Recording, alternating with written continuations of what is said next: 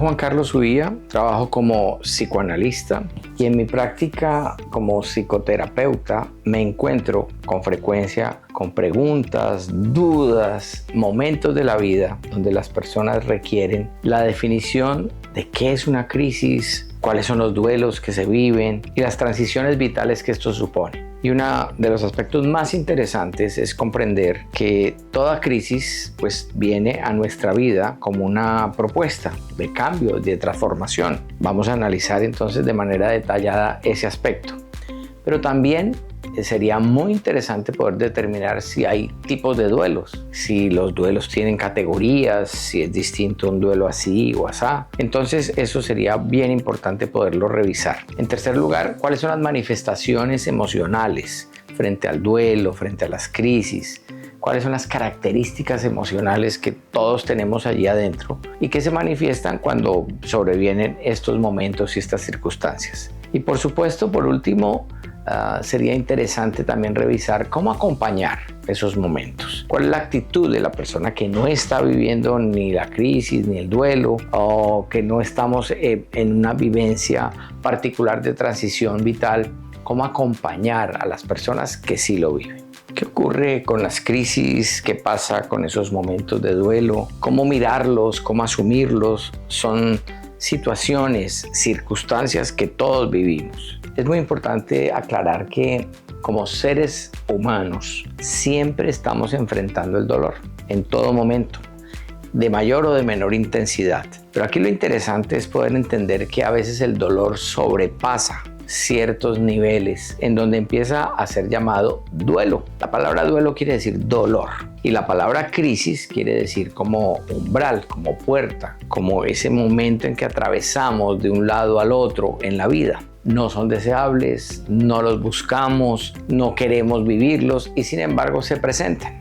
Por eso un aspecto muy importante para entender es que el dolor no es como un desajuste de la vida, como que la vida dejó de funcionar. El dolor viene a nuestra vida para manifestarnos justamente que estamos vivos y que es importante verlo cara a cara, como todas las emociones, pero en particular el dolor es algo que rehuimos, que no nos gusta, que lo evadimos. Claro, no es cómodo, pero sí es necesario. Por eso es importante entonces que podamos asumir que las crisis que vienen a nuestra vida nos proponen la posibilidad de transformar, de cambiar, de mirar desde otra perspectiva lo que veníamos viendo como de manera tan cotidiana y a veces de manera tan familiar que olvidamos que aquí están presentes personas, objetos, situaciones, momentos que son tan importantes. Quizás una de las actitudes más importantes frente al dolor es aceptarlo. Y aquí y en este momento es cuando empezamos a verlo de otra forma.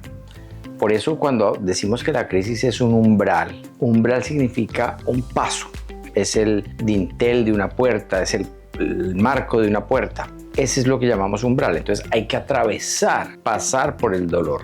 Cuando nosotros negamos el dolor, vienen problemas emocionales serios. Porque entre otras, no solamente negamos la crisis, sino que nos negamos a estar en crisis. El dolor viene a nuestra vida a llamarnos, a decirnos que no somos tan fuertes, que no somos tan poderosos, que somos vulnerables. Eso es lo que no nos gusta del dolor, aceptar esa vulnerabilidad.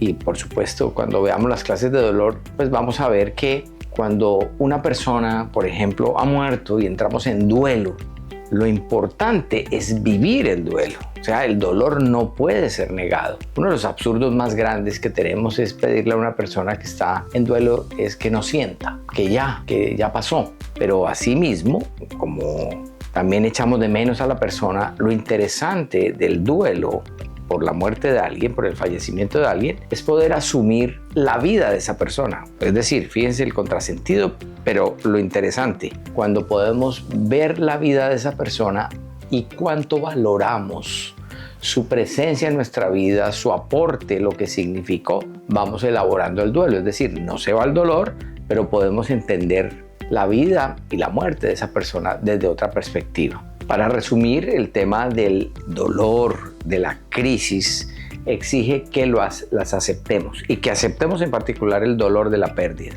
Tratar de negarlo, esforzarnos por no sentir, negar con evitación, es decir, alejarnos del asunto, nos causa un conflicto emocional muchísimo más serio. Y a largo plazo, lo que vamos a ver es que al no aceptar esa vulnerabilidad, estamos entonces negándonos a crecer, siendo nosotros unas personas vulnerables que necesitamos vivir el dolor.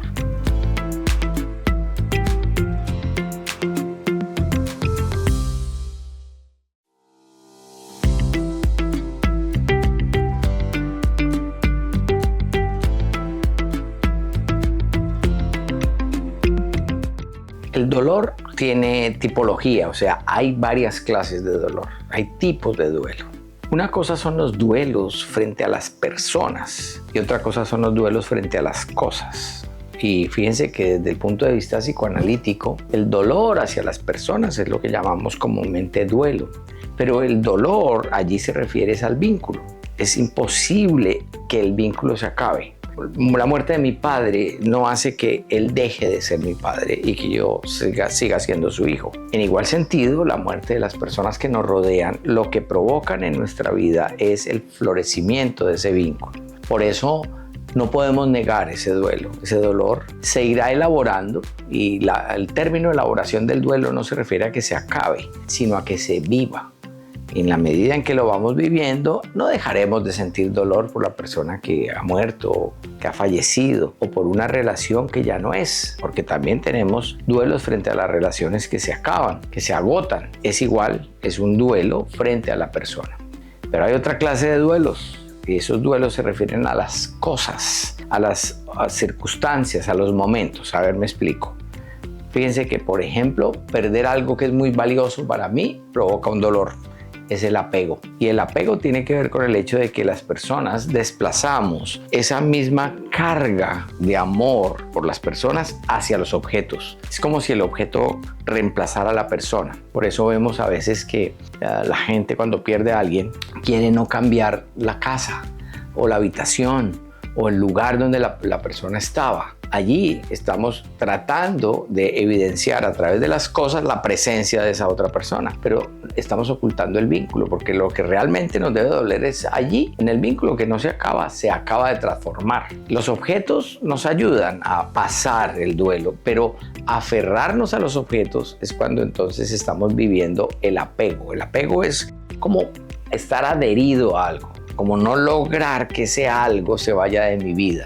El apego a veces se vive de muchas formas. Hay apegos que son encubiertos. Entonces, por ejemplo, las personas que han sufrido de abandono en su niñez viven con apegos hacia objetos, a acumular cosas, tener fobias, tener miradas obsesivas sobre las cosas. Son formas de reemplazar los vínculos. Entonces, en esencia, lo que nos encontramos es que el duelo, como quiera que sea, hacia personas, hacia objetos, hacia situaciones, hacia relaciones idas, a eso que nosotros aquí en Colombia llamamos la famosa tusa, el dolor por una relación que se rompe, hay que vivirlo.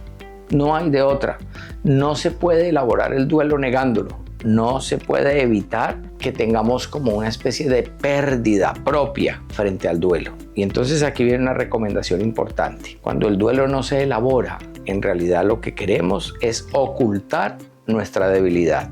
Cuando yo no logro desapegarme de las cosas, de los objetos, cuando acumulo, cuando conservo el objeto que me hace vivir el vínculo con la persona, en realidad lo que no quiero es vivenciar que el vínculo se acaba de transformar. Ser valientes es vivir los duelos. Ser valientes es admitir las crisis para poder mirarlas desde otra perspectiva, para pasar el umbral que la crisis supone. Y por último, muy importante y de verdad muy significativo, es que no neguemos ninguna emoción, pero en particular la emoción del dolor, que es una emoción válida. Debemos asumirla como propia, vivirla, elaborarla y avanzar. Y allí es entonces donde viene lo más importante de todo esto. Sí, hay muchos tipos de duelo, claro, pero en esencia, quien padece el duelo es la persona y debemos entonces acompañar, y ya lo veremos cómo, pero sobre todo permitirle que elabore su duelo.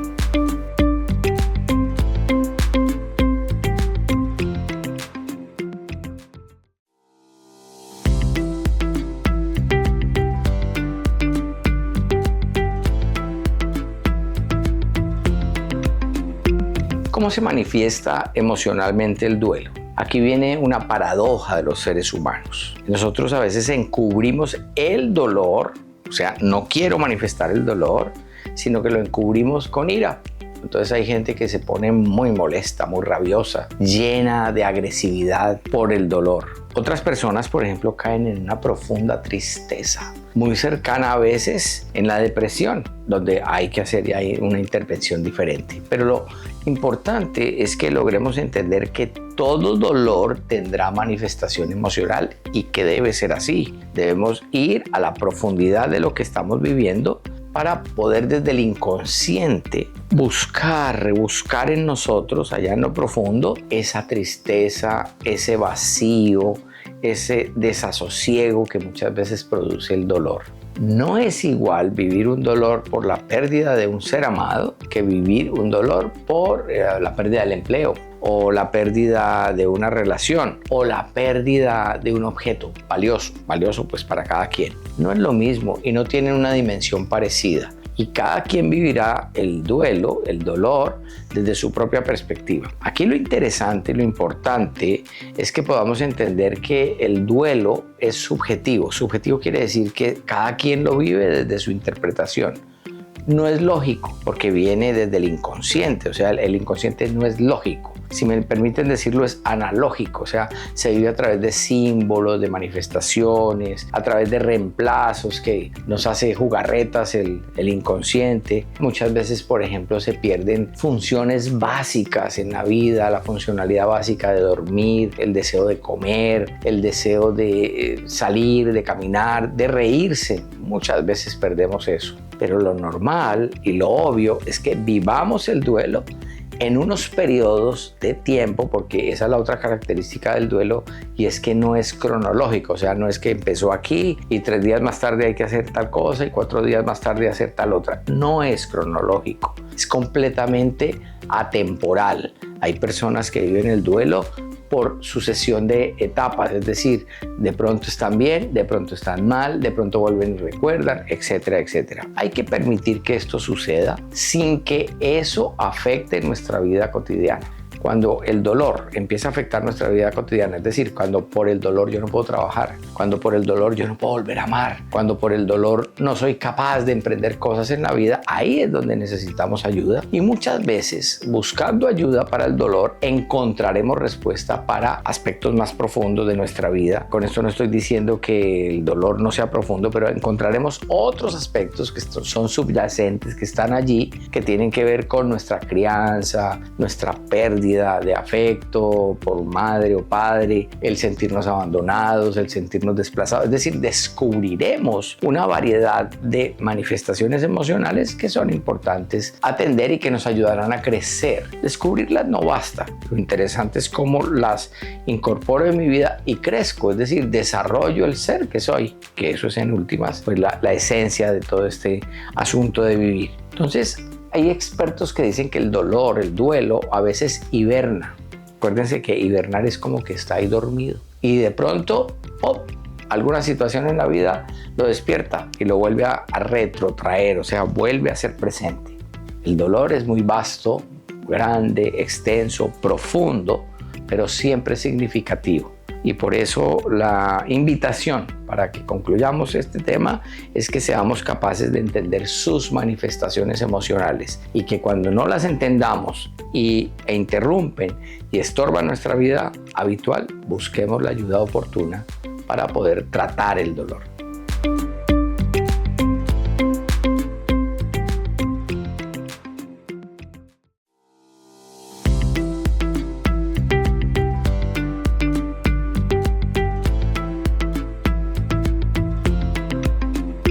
Y bien, a todas estas, ¿cómo acompañar el dolor? ¿Qué tipo de actitud hay que tener con una persona que está en duelo?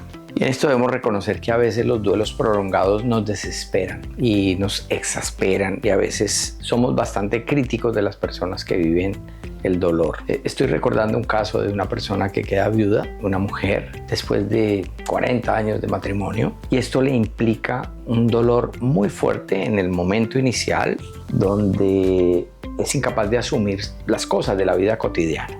Después de 3, 4 años la persona logra volver a incorporarse a su vida, pero empieza a sufrir una serie de episodios como de confusión y de enorme melancolía. Allí es donde hay que intervenir. Para las personas que están alrededor, acompañar esto es doloroso. Es decir, el dolor del otro me provoca dolor. Y allí es donde yo tengo que tener una actitud especial. Es importante comprender el dolor, entender que cada quien lo vive desde un punto de vista muy particular, pero sobre todo aprender a ser como una especie de soporte, ¿no? Si yo amo a la otra persona, es como estar allí para esa persona, acompañarla. No es querer aliviar el dolor. La peor actitud que tenemos es que la persona que está en dolor le queremos quitar ese dolor. Eso no se puede, no se debe hacer, porque tenemos que aceptar que cada quien tendrá un proceso, a veces de muchos años, a veces de mucha profundidad y a veces bastante rutinario desde el punto de vista de la vida habitual. Una señal importante frente al dolor es cuando la persona cae en melancolía. La melancolía es un estado emocional de profundo deseo de estar con la persona amada, de volver a revivir la relación. Es un imposible, por supuesto. La melancolía tiene una profundidad aún mayor y es el congelamiento, o sea, que la persona quede como congelada frente a la vida, frente a la emoción, frente a otras cosas que le pueden provocar una mejor mirada, un ánimo vital. Allí es donde hay que buscar ayuda para que esa persona pueda trabajar su melancolía, no su dolor. Fíjense que el enfoque aquí es muy importante. No queremos quitar el dolor. Si somos nosotros quienes lo estamos viviendo, no queremos quitar el dolor. No nos queremos olvidar de la persona que murió o que se fue. Lo que queremos es elaborarlo, es decir, poder seguir viviendo, incorporando el dolor a nuestra vida, sabiendo que duele, sabiendo que hay un vacío que será a veces imposible de llenar o de reemplazar, pero sí sabiendo que tenemos que seguir caminando. Entonces, el gran llamado, digamos, desde la perspectiva de cómo apoyar a una persona en duelo, es ser buenos acompañantes. Entonces fíjense que los buenos acompañantes son personas que van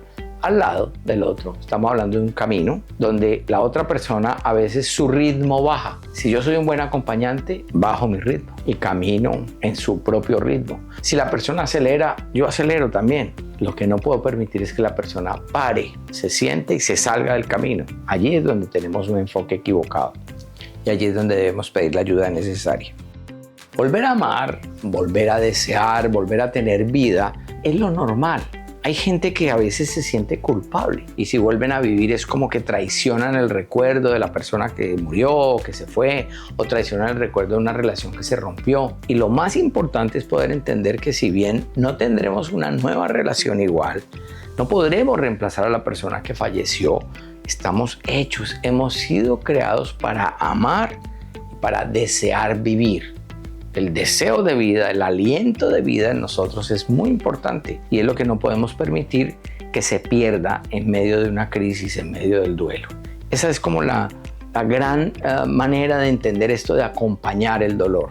Somos acompañantes, pero hay que ser buenos acompañantes. No podemos caminar por el otro, no podemos cargarlo para evitar que la persona no tenga un mayor dolor, pero jamás podremos permitir que deje de desear vivir, que deje de desear estar en el camino, que es lo importante y para lo cual hemos sido creados. La cultura actual es un poco una cultura de la rapidez, una cultura del resultado y al dolor no le da mucho espacio, sobre todo porque es una cultura que teme muchísimo la vulnerabilidad del dolor.